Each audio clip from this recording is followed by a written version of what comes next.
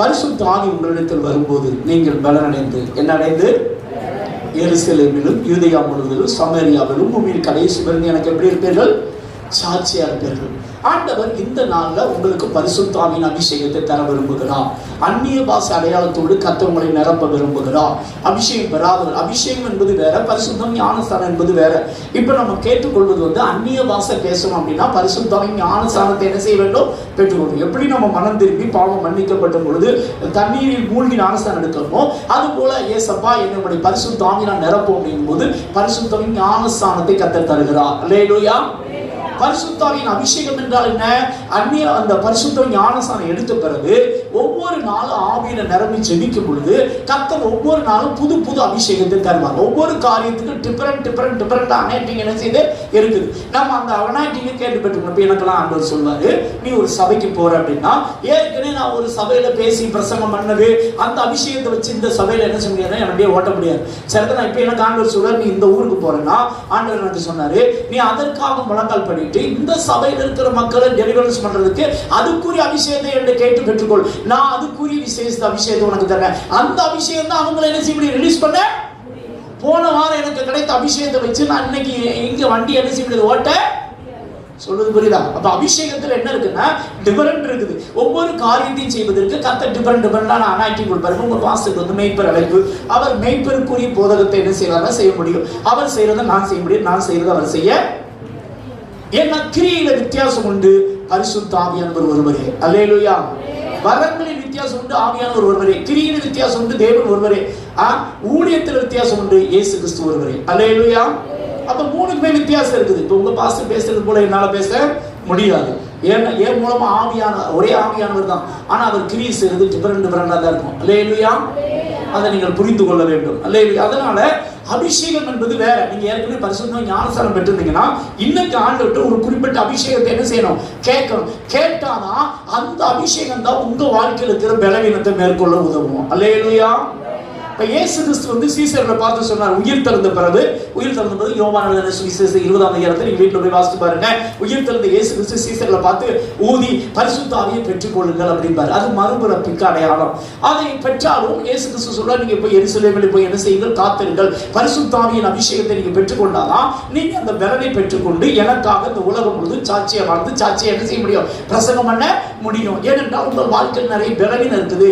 அந்த பலவீன பகுதிகளில் என்னுடைய கிருபை ஆகிய பரிசுத்த ஆவியின் அபிஷேகத்தை நீ பெற்றுக்கொண்டால்தான் நீ எனக்காக நிற்கவே முடியும். ஏனென்றால் பேதுருடைய வாழ்க்கை நீங்க எடுத்து பார்த்தீங்கன்னா மத்தேயு எழுதின சுவிசேஷம் 14ஆம் அதிகாரத்தை நீங்க வீட்டுல போய் வாசிங்க. 14ஆம் அதிகாரத்துல பார்த்தீங்கன்னா பேதுரு வந்து இயேசு கிறிஸ்து என்ன செய்வாருன்னா படகுல போங்கன்னு சொல்லி சீசர்ல அனுப்பிடுவார். இப்ப படகு போய்கிட்டு இருக்கும். நடு வழியில போகும்போது பாத்தீங்கன்னா பெரிய புயல் அடிக்கும். இயேசு கிறிஸ்து அப்ப கடலின் மீது நடந்து வருவார். கடலின் மீது நடந்து வரும்போது பாத்தீங்கன்னா சீசர்லாம் பயப்படுவாங்க.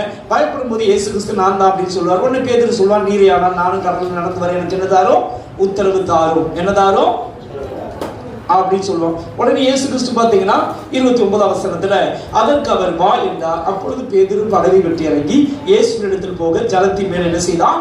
நடந்தான் அப்படின்னு சொல்லப்பட்டிருக்கு. அடுத்த வசனம் பாருங்க. காற்று பலமாய் இருக்கிறதை கண்டு பயந்து அமிழ்ந்து போகையில் ஆண்டவரே என்னை ரட்சியும் என்று கூப்பிட்டான். உடனே இயேசு கையை நீட்டி அவனை பிடித்து அற்ப விசுவாசியே சந்தேகப்பட்டாய் என்று சொன்னதை நம்ம பார்க்கிறோம். இப்ப நல்லா கவனிக்கணும். பேதுருவால விசுவாசத்துல உறுதியா நிக்க முடியல. என்னதுல நிக்க முடியலங்க? நம்முடைய வாழ்க்கையில் இருக்கிற ஒரு பலவீனம் என்ன தெரியுமா? சில வேளைகள்ல நம்ம விசுவாசத்துல கையில் இருப்போம். சில வேளை பார்த்தீங்கன்னா நம்ம விசுவாசத்துல என்ன ஆயிடுவோம்? லோவாயிடுவோம். அது ஒரு ஆவிக்குறி கூட்டம் அப்படின்னா நம்ம விசுவாசத்துல எப்படி இருப்போம்? அப்படி கை போஸ்டிங்ல இருப்போம். சரிதானா? எதையும் சாதிச்சிடலாம் அப்படின்னு ஒரு எண்ணம் வரும். ஆனா சில நாட்கள் விட்டீங்கன்னா ஆமா என்னத்தை ஜெபம் பண்ணி என்னத்தை காண்பா ஒன்னும் என்ன செய்ய மாட்டேங்குது, நடக்க மாட்டேங்குது அப்படின்னு சொல்லிருக்கீங்களா? ஆமா நானும் தான் ஆண்டவர் நம்பி பார்க்கிறேன், ஒன்னு என்ன செய்ய மாட்டேங்குது. இதுதான் என்ன அர்த்தம் அப்படின்னா விசுவாசத்துல பலவீனமான ஆட்கள். எப்படிப்பட்ட ஆட்கள்ங்க? இன்னைக்கு ஆண்டவர் சொல்லுகிறார், அந்த விசுவாசத்துல உன்னை தேவன் தம்முடைய பரிசுத்த ஆவியினால் பரிசுத்தமுடைய வரத்தினால் நிரப்பி விசுவாச வரத்தினால் நிரப்பி உன்னை ஸ்ட்ராங்காக்க கர்த்தர் விரும்புகிறார். அல்லேலூயா. இன்றைக்கு இங்க வந்திருக்கிற ஒவ்வொருவரையும் பார்த்து ஆண்டவர் சொல்கிறார், உன் பலவீனத்துல 2 கொரிந்தியர் 12ஆம் அதிகாரம் 7, 8, 9, 10 வாசித்து பார்த்தீங்கன்னா, பேதுரு வந்து இந்த முள் என்னை விட்டு நீங்கும்படி 3 தரம் வேண்டிக் கொண்டேன், ஆனாலும் கர்த்தர் சொன்னார், என் கிருபை உனக்கு போதும், உன் பலவீனத்தில் என் பலன் பூர்ணமாய் வழங்கும். 3 காரியம் நோட் பண்ணிக்கோங்க. உங்கள் வாழ்க்கையில காணப்படுகிற பலவீனங்கள் மாற நீங்கள் எப்படி ஜெபிக்க வேண்டும் என்றால் 3 காரியம் எழுதிக்கோங்க. என் பலவீனம் மாற நான் எப்படி ஜெபிக்கணும் அப்படின்னு எழுதிக்கோங்க. ரொம்ப முக்கியமானது. இதெல்லாம் எழுதி வச்சதோட கதையை விட்டுறக்கூடாது. வீட்டில் போய் என்ன செய்யணும் சொல்லுங்க. அப்பதான் வாழ்க்கையில வந்து மாற்றத்தை என்ன செய்ய முடியும்.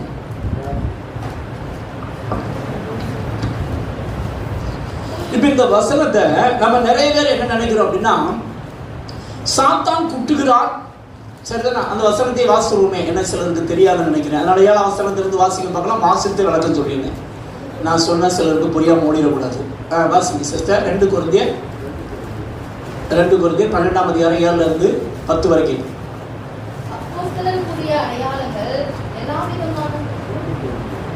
1 கொரிந்தியரா, என் கிருபை உனக்கு போதும். 2 கொரிந்தியர்ங்க. அதேதான். அது எத்தனை வசனம் சிஸ்டர்? 7 தானே? பரவாயில்ல, வாசிங்க.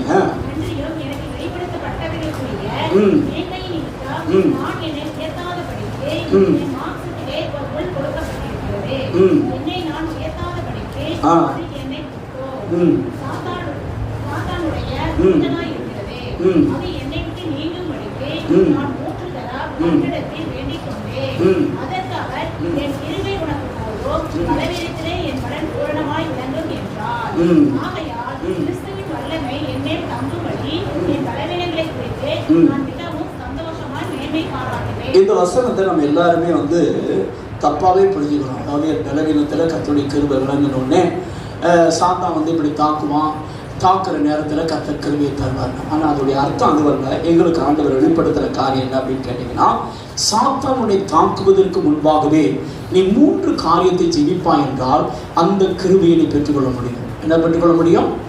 இப்போ சிலருக்கு என்ன பலவீனம் இருக்கும் அப்படின்னா, எது தேவ சித்தம் எது தேவ சித்தம் இல்லைன்னு அறியுதுங்கிற குழப்பமே உட்காந்துருப்பான். பார்த்துருக்கீங்களா? இப்போ இந்த குழப்பம் உனக்கு வராமல் இருக்கணும் அப்படின்னா நீ 3 காரியத்தை ஜெபம் பண்ணினா குழப்பம் வராது. என்ன அப்படின்னா, முதல்ல எழுதிக்கோங்க. முதலாவது கிறிஸ்துவின் கிருபை, 2வது கிறிஸ்துவின் பலன், 3வது கிறிஸ்துவின் வல்லமை. என்ன வெளிப்படணும்? 3 காரியம். 1 கிறிஸ்துவின் கிருபை, 2வது கிறிஸ்துவின் பலன், 3வது கிறிஸ்துவின் வல்லமை, இந்த பவர். நீ காலையில் எந்திரிச்சு, நிறைய பேருக்கு நிறைய பலவீனம் இருக்கும். சிலருக்கு ஜெபம் பண்றதுல சோம்பேறியா இருப்பான். ஜெபம் பண்ணணும்னு தெரியும், ஆனா அவனால என்ன செய்ய முடியாது, ஜெபம் பண்ண முடியாது. சிலருக்கு என்ன செய்யணும்னு தெரியும், ஆனா அதை அவனால என்ன செய்ய முடியாது, செய்ய முடியாது. ஆனா அவனுக்கு தெரியும், நல்லாவே தெரியும், ஆனா அது அவனுடைய பலவீனம். இப்ப இந்த எதை செய்யணுமோ அதை செய்யக்கூடிய பலன் உனக்கு என்ன செய்யணும், வேணும். அப்ப வேணும் அப்படின்னா நீ முன்னாடி என்ன ஜெபிக்கணும் அப்படின்னா, ஏசப்பா என் பலவீன பகுதிகளில் ஏசப்பா உங்களுடைய கிருபை, உங்களுடைய பலன், உங்களுடைய வல்லமையினால் என்ன செய்யும், நிரப்பும். ஜெபம்னா சாத்தான் உன்னை குற்ற முடியாது. அல்லேலூயா. நீ 3 என்ன செய்ய முடியும், ஜெயிக்க. நீ இப்படி ஜெபிக்கல அப்படின்னா உன்னால அந்த பலவீனத்தை ஜெயிக்க. ஒவ்வொருத்தருக்கும் ஒரு பலவீனம் இருக்கும். உங்களுக்கு தெரியும், உங்க ஆவிக்குரிய வாழ்க்கைக்கே தெரியும், இது என் பலவீனம் அப்படின்னு. நீங்க நல்லா தான் ஜெபம் பண்ணுவீங்க, ஆனா உங்களுக்கு எனக்கே தெரியும், என் வாழ்க்கையில பாத்தீங்கன்னா சில பலவீனம் உட்கார்ந்து இருக்குது. நான் ஆண்டவரை ஜெபம் பண்ணும் பொழுதுதான் எனக்கு கடந்த நாட்கள், சில நாட்களுக்கு முன்னாடி தான் கர்த்தர் என் மனைவி மூலமா அந்த சத்தியத்தை வெளிப்படுத்தினான். அப்ப எனக்கு உண்மையிலே சந்தோஷமா இருந்துச்சு. அல்லேலூயா. அப்ப நம்ம அந்த பலவீனத்துல நம்ம சிக்க கூடாது அப்படின்னு நினைச்சா, நம்ம தினமும் காலையில எழுந்திரிச்சோன்னு என்ன கேட்கணும் அப்படின்னா, ஏசப்பா என் பலவீனங்களில் என்னதுங்க, என் பலவீனங்களில் கிறிஸ்துவின் கிருபை, கிறிஸ்துவின் பலன், கிறிஸ்துவின் வல்லமையினால் என்ன செய்யும், நிரப்புங்க அப்படின்னு ஜெபம் பண்ணா நீ ஸ்ட்ராங்கா நிற்ப. அல்லேலூயா. இல்லைன்னா ஒருத்தவங்க உங்ககிட்ட வந்து ஒரு காரியத்தை சொன்னா நீங்க வந்து அவங்களை எதிர்த்து பேசுறதுக்கோ அல்லது அவங்க சொல்றதுக்கு ஒத்து போவீங்க. சிலருக்கு அந்த பலவீனம் இருக்கும். பார்த்துருக்கீங்களா? நான் செய்யக்கூடாதுன்னு நினைக்கிறேன் பாஸ்டர், ஆனா அவங்க சொன்ன என்னால தப்புன்னு தெரியும், ஆனா நம்ம என்ன செய்வோம். பார்த்துருக்கீங்களா? இது நம்முடைய பலவீனம். ஒவ்வொருத்தருக்கும் ஒரு பலவீனம் இருக்கும், சரிதானா? ஆனா நீங்க தினமும் காலையில் வச்ச உடனே ஏசப்பா என் பலவீனங்கள்ல கிறிஸ்துவின் கிருபை, கிறிஸ்துவின் பலன், கிறிஸ்துவின் வல்லமை, அதனால என்ன செய்யுங்க, நிரப்புங்க அப்படின்னு ஜெபம் பண்ணீங்கன்னா சாத்தான் குட்டுகிறான்னு என்ன அர்த்தம்னா, சாத்தானால் நீங்க தடை பண்ணப்பட மாட்டீங்க, நீங்க அதை ஜெயித்து விடுவீர்கள். அல்லேலூயா. இல்ல அப்படின்னா நீங்க வீக்னஸ் ஆயிருவீங்க. சொல்றது புரியுதா? இப்ப நமக்கு பரிசுத்த ஆவியினுடைய வல்லமையை கர்த்தர் தர விரும்புகிறார். அதைத்தான் இயேசு கிறிஸ்து சீசருக்கு சொன்னார். எப்பா உன்னால என் விசுவாசத்துல உறுதியா என்ன செய்ய முடியும்? நிக்க. பேதுருடைய பலவீனம் என்ன? விசுவாசத்துல உறுதியா நிக்க முடியல. 14ஆம் அதிகாரத்துல சரிதான். 14ஆம் அதிகாரத்துக்கு வாங்க. 13ஆம் வசனத்திலிருந்து 25ஆம் வசனம் வரைக்கும் நோட் பண்ணிக்கோங்க. அங்க இயேசு கிறிஸ்து சொல்றார், மனுஷகுமாரனாகிய என்னை ஜனங்கள் யார் என்று சொல்லுகிறார்கள் அப்படின்னு. உடனே சிலர் யோவான் சொன்னாங்க, சிலர் தீர்க்கதரிசி, சிலர் எரேமியா சொன்னாங்க. உடனே நீங்கள் என்னை யார் என்று சொல்லுகிறீர்கள் அப்படின்னு கேட்கிறாங்க. உடனே சீமோன் பேதுரு சொல்றார், நீ ஜீவன தேவனுடைய குமாரனாகிய கிறிஸ்து. மத்தேயு 16ஆம் அதிகாரம் 13 இருந்து 25 வரைக்கும் நோட் பண்ணிக்கோங்க. புரியுதா? இப்ப வாசிக்கிறதுக்கு நேரம் இல்லை, நாங்களே சொல்லி முடிக்கிறோம். ஓகே, வீட்டுல போய் வாசிக்கணும். சரிதானா? இப்ப பேதுரு சொல்றான், நீ ஜீவன தேவனுடைய குமாரனாகிய கிறிஸ்து அப்படின்னு. உடனே பார்த்தீங்கன்னா இயேசு சொல்ற, மாம்சம் ரத்தம் இதை உனக்கு வெளிப்படுத்தவில்லை, பிதாவை உனக்கு வெளிப்படுத்தினா அப்படின்னு சொல்லி இயேசு கிறிஸ்து பாராட்டுகிறார். பாராட்டின உடனே பார்த்தீங்கன்னா இவனுக்கு தலகால் புரியல. அது மட்டுமல்ல, இயேசு கிறிஸ்து பிரார்த்தனை சொல்றார், இந்த கல்லின் சபையை கண்டு பாதாளத்தின் வாசல் மேற்கொள்வதில்லை. நீ பூலோகத்தில் கட்டுகிறது பரலோகத்தில் கட்டப்பட்டிருக்கோ, நீ பூலோகத்தில் கட்டவிழ்ப்பது பரலோகத்தில் என்ன செய்யப்பட்டிருக்கோ கட்டவிழ்க்கப்பட்டிருக்கோ. ஆண்டவர் அவனுடைய எதிர்காலத்தை குறித்து தீர்க்க தரிசனங்களை சொல்லுகிறார். இப்ப பேதுருக்கு ஆவியில வெளிப்பாடு கிடைக்குது. எங்க வெளிப்பாடு கிடைக்க சொல்லுங்க பார்க்கலாம். எங்க வெளிப்பாடு கிடைக்க சொல்லுங்க? ஆவியில வெளிப்பாடு.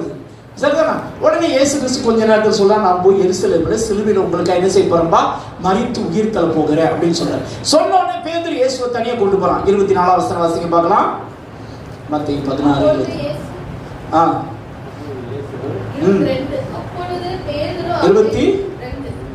வாசிக்க பார்க்கலாம்.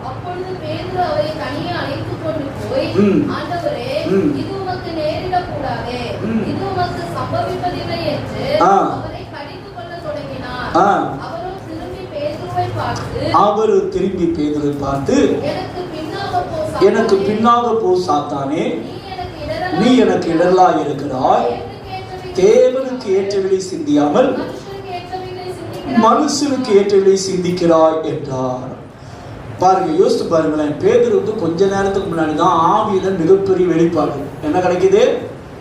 ஆவியில வெளிப்பாடு கிடைக்குது. ஆனா ஆத்மா எப்படி இருக்குது அப்படின்னு கேட்டீங்கன்னா, இந்த உலகத்துக்குரியதை மட்டும்தான் என்ன சிந்திச்சுட்டு இருக்கு. எதைதான் சிந்திச்சுட்டு இருக்குது? இம்மைக்குரிய காரியங்களை. நிறைய பேருக்கு பாத்தீங்கன்னா சபைக்கு வரும்போது நல்ல அந்நிய பாஷையில ஆவியில நிரம்பி ஜெபம் பண்ணுவாங்க. பார்த்துருக்கீங்களா? ஆவியில் நிரம்பி துள்ளி களி கூறுவாங்க. ஆனா வீட்டுக்கு போனா அநியாய பாஷை பேசுவாங்க. பார்த்துருக்கீங்களா? இங்க வந்தா என்ன பாஷை, அங்க போனா என்ன பாஷை சொல்லுங்க? பேசுறாங்க என்ன பேசலையா? இங்க வந்தா என்ன பாஷை பேசுறோம், அங்க போனா என்ன பாஷை பேசுறோம்? குண்ட கமண்டக்க பேசுறோம். பேசுறோமா பேசலையா? இதை நம்ம பலவீனம். இதுதான் என்னதுங்க? ஆவியின் சிந்தை இல்லாத ஒரு தன்மை. என்ன சிந்தை இல்ல? மாம்ச சிந்தை தான் இப்ப யாருக்குள்ள இருக்குது? பேதுருக்குள்ள இருக்கு. இப்ப ஆண்டவர் உங்களுக்கு எதுல கிருபை தர? உன்னுடைய பலவீனம் என்ன அப்படின்னா, முதல்ல விசுவாசத்துல நீ பலவீனமா இருக்கிற. ஆண்டவர் சொல்கிறார், இன்னைக்கு நான் உன்னை விசுவாச பலத்தினால் நிரப்பி அந்த பகுதியில உன்னை பலப்படுத்த போகிறேன். இரண்டாவது ஆண்டவர் சொல்கிறார், உன்னுடைய சிந்தனை பகுதியில நீ பலவீனமா இருக்கிற. உன் சிந்தனை பகுதியில பரிசுத்த ஆவியானுடைய பலனை தந்து நீ ஆவியின்படி சிந்தித்து ஆவியின்படி நடக்கக்கூடிய பலனை கர்த்தர் தர விரும்புகிறார். அல்லேலூயா. எதன்படி சிந்திக்கிறீங்க? நம்ம சொந்த முயற்சினால இது என்ன செய்ய முடியாது, பண்ண முடியாது. இது யாருடைய பலவீனம்? பேதுருடைய பலவீனம். நமக்கு அந்த பலவீனம் இருக்குதா இல்லையா? இருக்குது. மூன்றாவது பேதுருடைய பலவீனம் என்ன அப்படின்னு பாத்தீங்கன்னா, மத்தேயு எழுதின சுவிசேஷம் 26ஆம் அதிகாரத்துல 39ஆம் வசனத்திலிருந்து வாசித்து பாத்தீங்கன்னா, இயேசு சொல்வாரு, இன்றைக்கு நீங்க எல்லாரும் என்ன மறுதளிச்சுட்டு ஓடி போயிருவீங்க அப்படின்னு. உடனே பேதுரு சொல்லுவான், எல்லாரும் மறுதளிச்சாலும் நான் என்ன செய்ய மாட்டேன், மறுதளிக்க மாட்டேன். உடனே இயேசு சொல்வாரு, நீ இன்னைக்கு சேவல் கூவுறதுக்கு முன்னாடி எத்தனை தடவை மன்னிச்சுவ? 3 தடவை மறுதளிச்சிருவ அப்படின்னு சொல்லுவார். இதே சம்பவத்தை நம்ம லூக்கா எழுதின சுவிசேஷம் 21ஆம் அதிகாரத்திலையும் பார்க்க முடியும். அதுல பாத்தீங்கன்னா இயேசு கிறிஸ்து சொன்ன மாதிரியே பாத்தீங்கன்னா அவன் என்ன செய்வானா, இயேசு மறுதளிக்கிறத நம்ம பார்க்க முடியும். மத்தேயு 26, லூக்கா 21 இதெல்லாம் நீங்க வீட்டுல போய் என்ன செய்யுங்க, வாசிச்சுக்கோங்க. அப்ப லூக்கால பாத்தீங்கன்னா இயேசு திரும்பி பார்த்து அப்படின்னு வரும். இயேசு என்ன பண்ணாரா? 21 22 லூக்கா 22ஆம் அதிகாரம். லூக்கா 22 தான் இயேசு கிறிஸ்து நீ என்ன 3 தடவை மறுதளிப்பேன்னு சொல்றதை பார்க்குறோம். அப்ப அதே மாதிரி பேதுரு என்ன செய்வானா, மறுதளிப்பான். மறுதளிச்சோடனே பார்த்தீங்கன்னா 61ஆம் வசனம் லூக்கா 22:61. அப்பொழுது கர்த்தர் திரும்பி பேதுருவை நோக்கி பார்த்தார், சேவல் கூவுகிறதுக்கு முன்னே நீ என்னை 3 தரம் மறுதலிப்பா என்று கர்த்தர் தன்னிடத்தில் சொன்ன வசனத்தை உடனே பேதுரு நினைவு கூர்ந்து வெளியே போய் மனம் கசந்து என்ன செய்தானா? அழுதான் அப்படின்னு சொல்றோம். இப்போ நல்லா கவனிங்க, பேதுருவால என்ன செய்ய முடியல அப்படின்னா இயேசுவுக்காக என்ன செய்ய முடியல, நிற்க முடியல. ஒரு பிரச்சனை அப்படின்னா யாரை மறுதலிக்கிற லெவலுக்கு போயிட்டான். அவனால விசுவாசத்தில் உறுதியா நிற்க முடியல. ஆனா இயேசு அவனுக்காக சொல்லும்போது சொன்னாரு, சாத்தான் உங்களை சோதிக்கும்படி இடத்துல என்ன கேட்டுக்கொண்டான், உத்தரவு கேட்டுக்கொண்டான். நானோ உன் விசுவாசம் முடிந்து போகாதபடி உனக்காக நான் என்ன செய்தேன், வேண்டிக் கொண்டேன் அப்படின்னு லூக்கால தான் சொல்வார். நீங்க வீட்டில் போய் 22ஆம் அதிகாரத்தில் வாசித்து பாருங்க. அப்ப நல்லா கவனிக்கணும், இந்த பலவீனத்துல தான் யாருடைய பலன் இறங்க போகுது, பரிசுத்தவனுடைய வல்லமை. இப்ப இயேசுவுக்காக சாக வேண்டிய பேதுரு இயேசுவை என்ன செஞ்சான், மறுதலிச்சான். ஆனா பரிசுத்தாவின் அபிஷேகம் பெற்ற பிறகு இதே பேதுரு என்ன சொன்னான் தெரியுமா, ஜீவாதிபதியை கொலை செய்தீர்கள், அவருக்கு நாங்கள் எப்படி இருக்கோம், சாட்சியா இருக்கணும். சரித்திரத்தின்படி பார்த்தா பேதுரு பலபடிக்கும் சிலுவையில இயேசுவுக்காக என்ன செய்யப்பட்டான் தெரியுமா, தலைகீழ அடிக்கப்பட்டு மரித்து போனான். அல்லேலூயா. எப்படி பேதுருவால் அப்படி நிக்க முடிச்சுன்னா, இவனுடைய பலவீன பகுதிகள்லாம் யார் வந்து இறங்குறா, பரிசுத்த ஆவியானவர் இறங்குகிறார். அல்லேலூயா. இன்னைக்கு ஆண்டவர் உங்களுக்கு சொல்லுகிற ஆலோசனை என்னன்னா, உன் வாழ்க்கையில எதெல்லாம் முடியலன்னு நினைக்கிறியோ, சரிதானா, நீ ஒரு பட்டியலே போட்டு வேணா எழுதிக்கோ, என்னால கீழ்ப்படிய முடியாது அப்படின்னு சிலர் எழுதலாம். சரிதானா, என்னால இப்படி செய்யாம இருக்க உனக்கு ஒரு நற்செய்தி. அதுக்கு மேல நீ என்ன எழுதணும் தெரியுமா, இதையெல்லாம் மேற்கொள்ளக்கூடிய பலனை பரிசுத்த ஆவியானவர் எனக்கு தருகிறார். அல்லேலூயா, அல்லேலூயா. சகரியா 4ஆம் அதிகாரம் 6ஆம் வசனம் 7ஆம் வசனம் வாசிங்க பார்க்கலாம். நம்ம வாசித்து சுகத்துக்குள்ள போவோம், நேரம் ஓடி பேசி. பெரிய பர்வதமே நீ எம்மாத்திரம், செருபாபேலுக்கு முன்பாக நீ சமபூமி ஆவாய், தலைக்கல்லை அவன் கொண்டு வருவான், அதற்கு கிருபை உண்டாவதாக, கிருபை உண்டாவதாக என்று ஆர்ப்பரிப்பார்கள் என்று ஆர்ப்பரிப்பார்களாக உண்டாகி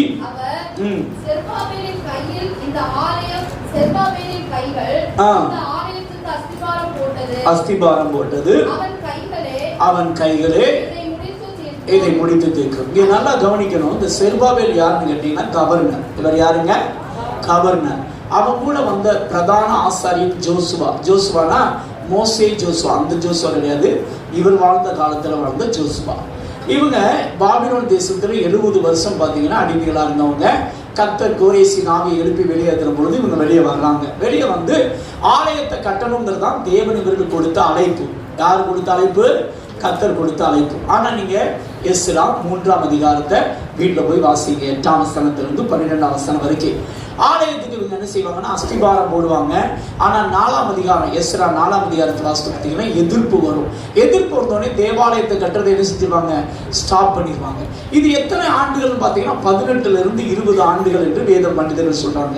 20 ஆண்டுகள் என்ன செஞ்சாங்கன்னா ஆகாய் 1ஆம் அதிகாரம் 2ஆம் அதிகாரம் வீட்டில் போய் நோட் பண்ணிக்கோங்க.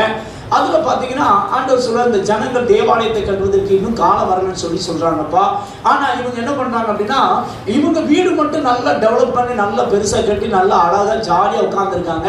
நான் கொடுத்த அழைப்பை இவர்கள் என்ன செய்து விட்டார்கள், நிறைவேற்றுவதற்கு பதிலாக தங்கள் சொந்த அலுவல்களையே இவங்க மூழ்கி போறாங்க. அதனால திரளாய் விதைத்தும் கொஞ்சமாய் அறுவடை செய்கிறார்கள். சம்பாதிக்கிற பணமெல்லாம் பொட்டலான பையில, அதாவது ஓட்ட பையில போறது போல என்ன செய்யுது, போகுது. அவங்க எவ்வளவுதான் சம்பாதிச்சாலும் ஊதி போட்டு அதை ஒண்ணு இல்லாம ஆக்கிருந்தேன் அப்படின்னு கர்த்தர் சொல்வார். இப்ப கர்த்தர் சொல்வார், நீ உன் அழைப்பை நிறைவேற்று. எதை நிறைவேற்று, நல்லா கவனிக்கணும். நீங்க இப்ப ரட்சிக்கப்பட்டிருக்கீங்க, நீங்க அபிஷேகம் பட்டிருக்கீங்க, சிலர் அபிஷேகம் பெற போறீங்க. சரிதானா, கர்த்தர் நம்மளை ரட்சித்ததற்கு அபிஷேகம் பண்ணதுக்கு ஒரு நோக்கம் இருக்கு. அந்த நோக்கத்தை, அந்த திட்டத்தை நம்மளால் சில வேளை என்ன செய்ய முடியும், நிறைவேற்ற. இது நம்முடைய பலவீனம். இது என்னதுங்க, நம்முடைய. இவன் பாருங்க, இந்த செருபாபேல் ஒரு கவர்னரா இருந்துமே அவன் என்ன செய்ய முடியல அப்படின்னா, அந்த தேவாலயத்தை அவனால கட்ட முடியல. அது தடையாகி போச்சு. இப்ப தடையான பொழுது ஆண்டவர் சொல்லுகிறாரு, உன்னுடைய பலத்தினாலும் அல்ல, உன்னுடைய பராக்கிரமத்தினாலும் அல்ல, என்னுடைய ஆவியினாலேயே ஆகும் என்று செயலில் கர்த்தர் சொல்கிறார். இன்னைக்கு உன்னை பார்த்து கர்த்தர் சொல்கிறார், உன்னால எதெல்லாம் முடியாதுன்னு நினைக்கிறியோ அதுக்கு மேல எழுது, பரிசுத்த ஆவியினாலேயே அது ஆகும். அல்லேலூயா. ஆவியானவரால் கூடாத காரியம் ஒன்றும். சாத்தான் உன்னை பார்த்து சொல்லுவான், இது உன்னால முடியாது, இது உன்னால முடியாது. மற்றவங்க உன்னை பார்த்து சொல்லலாம், இது உன்னால முடியாது, இது உன்னால முடியாது. ஒருவேளை நீயே சில வேலை செஞ்சு தோல்வியை சந்திச்சு இது என்னால முடியாதுன்னு சொல்லி உட்கார்ந்துருக்கலாம். இன்னைக்கு ஒரு நற்செய்தி, ஆண்டவர் சொல்லுகிறார், என் பரிசுத்த ஆவியின் அபிஷேகத்தை நீ பெற்றுக்கொள்வாய் என்றால் அது உன்னால முடியும் என்று கர்த்தர் சொல்கிறார். அல்லேலூயா. ஆனா நீ ஒருவேளை சொல்லலாம், நான் பரிசுத்த ஞானஸ்தானம் பெற்றுட்டேன், ரொம்ப நல்லது. ஆனா அந்த குறிப்பிட்ட பகுதியில் அபிஷேகத்தை பெற்றுக்கொள்ளணும். அல்லேலூயா. அபிஷேகத்தை பெற்றுக்கொண்டால் மட்டும்தான் நீ அந்த காரியத்தை வெற்றியான செய்ய முடியும். செய்து முடிக்க இல்லைன்னா உன்னால செய்து முடிக்க முடியாது. அதனால இன்னைக்கு ஆண்டவர் உங்களுக்கு என்ன தர வர்றாங்க, நான் பரிசுத்தவன் அபிஷேகத்தை என்ன செய்ய விரும்புகிறா. இப்ப இந்த செர்பாபேல் மேலும் இந்த யோசுவா மேலும் கர்த்தர் விசேஷித்த அபிஷேகத்தை வச்சார் பாருங்க. 4 ஆண்டுகள்ல தேவாலயத்தை கட்டி முடித்தார்கள். இதை எஸ்ரா 6ஆம் அதிகாரத்தில் நீங்க பார்க்கலாம். இன்னைக்கு ஆண்டவர் உங்களுக்கு சொல்லுகிற வார்த்தை என்ன அப்படின்னா, உன் பலவீன பகுதிகளில் பரிசுத்த ஆவியினுடைய வல்லமை இப்ப கர்த்தர் தரப்போகிறா. இந்த வல்லமையினால நீ எல்லாவற்றையும் செய்து முடிக்க போற. எல்லாரும் எழுந்து நிற்போமா? எல்லாரும் எழுந்து நிற்போம். நம்ம ஜெபிக்க போகிறோம். முதலாவது, இந்த பாவத்தை எல்லாம் ஏசப்பட்ட என்ன கேட்க போறோம்? மன்னிப்பு கேட்க போறோம். அப்பதான் கர்த்தர் உங்களை சிறையிருப்ப மாற்ற முடியும். இதை கேட்ட பிறகு கர்த்தர் உங்களை நிரப்ப போகிறா, அபிஷேகம் பண்ண போகிறா. கர்த்தர் உங்க வாழ்க்கையில பெரிய மாற்றத்தை தருவதை நீங்கள் காண்பீர்கள். அல்லேலூயா. Thank you Holy Spirit. Thank you Jesus. எல்லாரும் வலது கரத்தை உயர்த்தி பைபிள்லாம் கொஞ்சம் ஓரமா ஒதுச்சிருங்க பார்க்கலாம். பைபிள்லாம் கொஞ்சம் ஓரமா ஒதுக்கி வச்சிருங்க தம்பி. அல்லேலூயா. கர்த்தர் நல்லவர், கர்த்தர் நல்லவர். கண்ணை மூடி கொஞ்சம் தாகத்தோடு வாஞ்சியோடு ஜெபம் பண்ணணும். அப்பதான் கர்த்தர் நிரப்புறதை என்ன செய்ய முடியும்? பெற்றுக்கொள்ள முடியும். உனக்கு தாகம் இல்லைன்னா கர்த்தர் நிரப்ப மாட்டார். உனக்கு வாஞ்சி இல்லை அப்படின்னா கர்த்தர் நிரப்ப மாட்டார். கண்ணை பராக் பார்த்துக்கிட்டீங்கன்னா கர்த்தர் நிரப்ப மாட்டார். கண்ணை மூடி வாயை திறந்து, இயேசப்பா என்னோடு பேசுனதுக்காக சோத்திரம் சொல்லுங்க. என்னோடு பேசுனதுக்காக உனக்கு சோத்திரம். ஆவியானவரே என்னோடு இடைப்பட்டதற்காக சோத்திரம். பிதாவே என்னோடு இடைப்பட்டதற்காக உனக்கு சோத்திரம். சரி, இங்க இருக்கிறவங்களை குறித்து எனக்கு ஆண்டவர் சொன்னதை சொல்லி முடிச்சு ஒரு லைன்ல தான் சொல்ல போறேன், நேரம் இல்லை. ஆண்டவர் இங்க இருக்கிறவங்களை குறித்து சொன்ன காரியம், முதல்ல பொய் சொல்லியிருக்கிறத மன்னிப்பு கேள் அப்படின்னு கேட்கிறேன். ரெண்டாவது, ஆண்டவர் சொல்றது தீட்டான பொருள் வீட்டுக்குள்ள இருக்குங்க. தீட்டான பொருள்னா விக்கிரகத்துக்குரிய பொருட்கள். நீங்க விக்கிரகத்தை வந்து ரசிக்கப்பட்டிருப்பீங்க. சரிதான? சிலர் சாதக புத்தகம் வச்சிருப்பாங்க. சரிதானா? சிலர் விக்கிரகத்துக்கு படைத்த அந்த குத்து விளக்கு, இந்த மாதிரி சில பொருட்களை வச்சிருப்பாங்க. சிலர் பார்த்தீங்கன்னா இயேசு சிலையை வச்சிருப்பாங்க. இயேசு போட்டா கூட வீட்டில் என்ன செய்யக்கூடாது? இருக்கக்கூடாது. சரிதானா? இந்த மாதிரி பொருட்கள் ஏதாவது இருந்துச்சு அப்படின்னா இப்போ நீங்கள் ஆண்டவருக்கு வாக்குறுதி கொடுக்கணும். நான் வீட்டுக்கு போனோடனே அதை எடுத்து என்ன செஞ்சிருவேன்? வெளியே போட்டுவேன்னு சொல்லணும். அப்போதான் உங்கள் வாழ்க்கையில் கர்த்தர் முழுமையான டெலிவரன்ஸ் என்ன செய்ய முடியும்? தர முடியும். நீங்கள் வீட்டுக்குள்ளே வச்சுக்கிட்டு இயேசுவே எனக்கு கொடுத்தாருன்னா என்ன செய்ய மாட்டாரு? தர மாட்டேன். சொல்வது புரியுதா? ஒரு தம்பி ரசிக்கப்பட்டவன் தான், பிசாசு பிடிச்சிருந்தது. மோகன் செய்யாமல் ஒரு பாஸ்டர் போய் ஜெபம் பண்ணாங்க, போகவே இல்லை. ஆண்டவர் சொன்னா இங்கே இருக்கிற விற்கிற பொருள், அதாவது இயேசு படம் அந்த மாதிரி இருக்கிற பொருளை எடுத்து போட சொல்லணும். இயேசு சிறுவில தூங்கின மாதிரி அந்த சுருமை எல்லாத்தையும் தூக்கி போட சொல்லணும். எல்லாத்தையும் போட்டு முடிச்சாச்சு. ஆனாலும் ஜெபம் பண்ணாங்க, போக மாட்டேங்குது. அப்போ ஆண்டவர் சொன்னார், ஏன் போக மாட்டேங்குது அப்படின்னு. இவர் 1 மணி நேரம் பிற போராடி பார்த்தா போக மாட்டேங்குது. ஏன் ஆண்டவரேன்னு கேட்கும்போது ஆண்டவர் சொன்ன ஒரு பெட்டியை காமிச்சு, அந்த பெட்டிக்குள்ள பார்த்தீங்கன்னா இயேசு சிறுவில தூங்கின மாதிரி படத்தை ஒட்டியிருக்காங்க. அதை தூக்கி என்ன செய்ய சொல்லு? போட சொல்லணும். போட்டாங்க பாருங்க, அடுத்த வினாடி பிசாசு வெளியே போயிடுச்சு. அல்லேலூயா. உங்க வீட்டுல வசனம் மட்டும்தான் இருக்கணும். என்ன இருக்குன்னு சொல்லுங்க பார்க்கலாம். விக்கிரகத்துக்குரிய எந்த பொருள் என்ன செய்யக்கூடாது. சில பார்த்தீங்கன்னா வீட்டில் வந்து இந்த நான் ஜவுளிக்கடை வந்து வாங்கிட்டு வந்தேன், சில தேவையில்லாத பொருளெல்லாம் வச்சிருப்பாங்க பார்த்துருக்கீங்களா? அதில் விக்கிரக படம் இருக்கும். விக்கிரக படம் உள்ள எந்த பொருள் உங்கள் வீட்டுக்குள்ள பேப்பரில் கூட என்ன செய்யக்கூடாது? இருக்கக்கூடாது. இருந்தால் இமிடியேட்டாக என்ன செஞ்சிடணும்? தூக்கி போட்டுருவோம். சொல்றது புரியுதா? அது மாதிரி இந்த கார்ட்டூன் படங்கள், இந்த சுக்கிரி என்னென்னமோ சொல்கிறாங்களே, எனக்கு பேரெல்லாம் மறந்து வச்சு கொஞ்சம் எடுத்து விடுமா? என்னென்னது இப்போ வருமே, அந்த ஒரு பையன் வருவான் பார்த்தீங்கன்னா, அந்த பையன் இப்போ நிறைய சோட்டா பீனு சரிதானா? வேற என்ன மாதிரி சிங்சாங்கு. இந்த கழுதை போட்டாலும் வீட்டுக்குள்ளே இருந்துச்சுன்னா பிசாசு போக மாட்டான். ஏன்னா நாங்கள் சோட்டா பீன் பிசாசை எனக்கு தெரிஞ்சு ஒரு பாசு துரத்திருக்கேன். சரிதானா? அதனால சோட்டா பீன் படத்தை போட்டு வச்சிருக்கிறது, அதை வந்து பேக்கில் போட்டு வரைஞ்சிருக்கிறது, அதை புக்கில் போட்டு வரைஞ்சிருக்கிறது. இந்த கதை எந்த இதுவுமே நினைச்சக்கூடாது.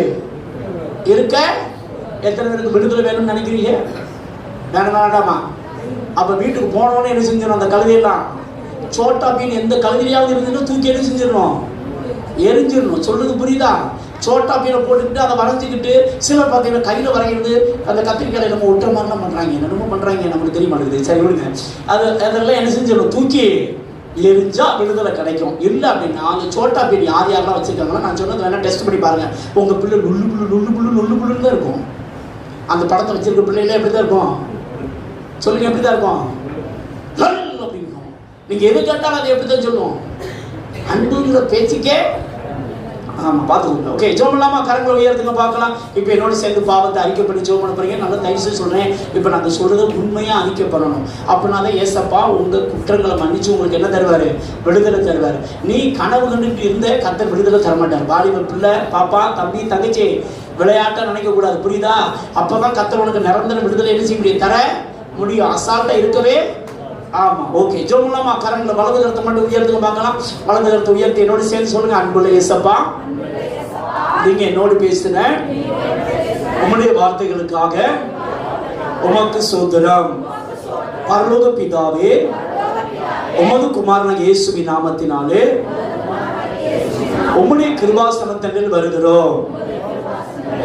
தகப்பனே, நானும் என் முப்பிதாக்களும் 10 தலைமுறை வரையிலும் எங்க சிந்தனையின் மூலமாக, எங்க பார்வையின் மூலமாக, எங்க பேச்சின் மூலமாக, எங்க செவிகளின் மூலமாக, எங்க நடக்கையின் மூலமாக உமக்கு விரோதமாக செய்த பாவங்கள், மீறுதல்கள், அக்கிரமங்களை மன்னிங்க.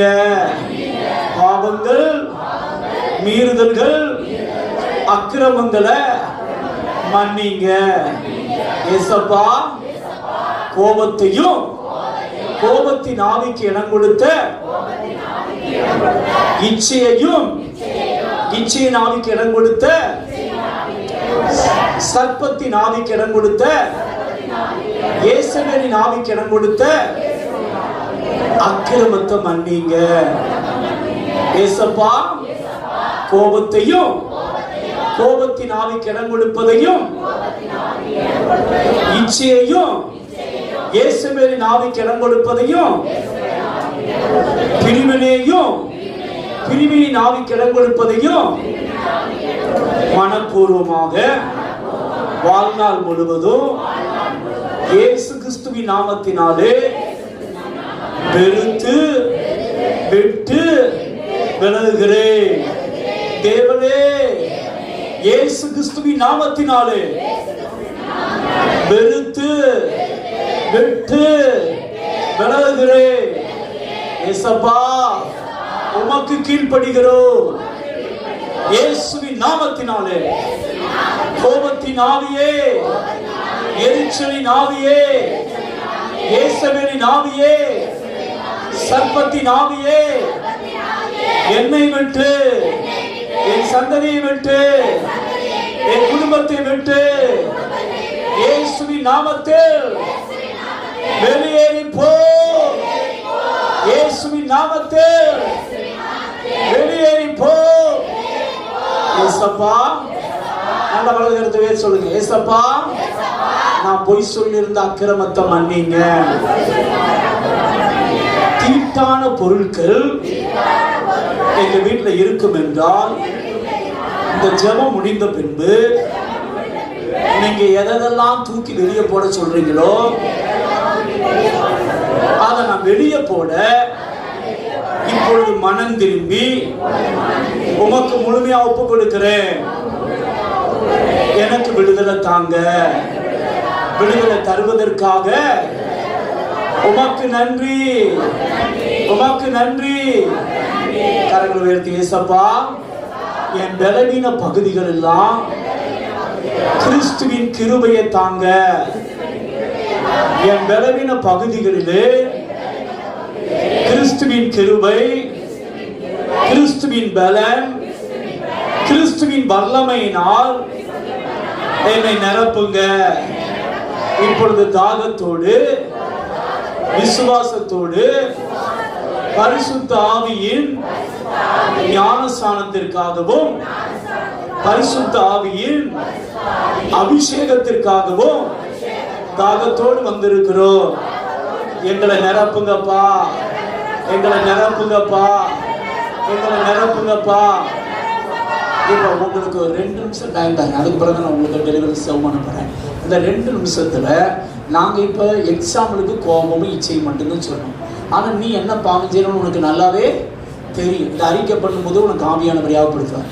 அப்போ நீ அங்கே என்ன செய்யணும் அப்படின்னா, அந்த 2ஐயும் மன்னிப்பு கேட்கணும், 2ஐயும் வெறுக்கணும். அசுத்தாவி என்ன செய்யணும்? வெளியே பார்த்தோம். பார்த்தீங்களாமா? ஜெபம் பண்ணுங்க பார்க்கலாம். செல்போனை வெறுங்க பார்க்கலாம். செல்போனை வெறுத்து வெளியே பத்துங்க பார்க்கலாம். வாயை திறந்து அறிக்கை பண்ணி ஜெபம் பண்ணுங்கம்மா. வாயை திறந்து அறிக்கை பண்ணி ஜெபம் பண்ணுங்க பார்க்கலாம்.